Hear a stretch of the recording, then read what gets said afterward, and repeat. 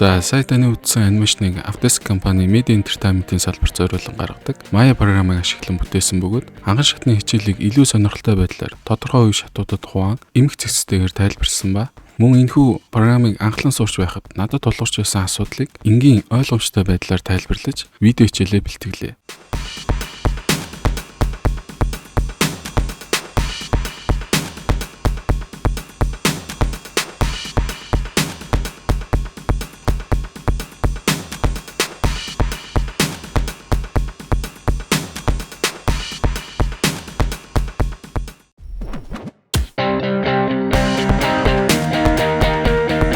Намайг Батамглан гэдэг кино, клип, реклам, интерьерийн салбарт нийт 12 жилийн турш ажилласан ажлын туршлагатай.